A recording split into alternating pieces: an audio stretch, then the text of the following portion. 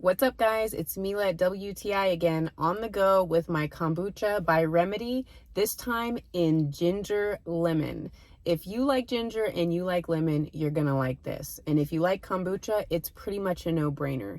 This is super fresh and crisp, and I love having it after a workout or just available to me while I'm in the car.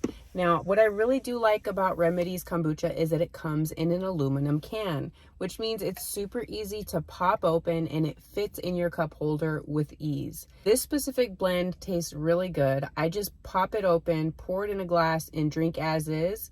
It's got a nice color to it and a nice little fizz because it's carbonated. I love this stuff, and I think that if you're looking at Remedy's kombucha, you'll probably love it too.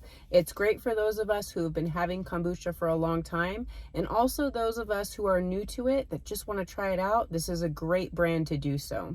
I think you'll enjoy it. That's my point of view.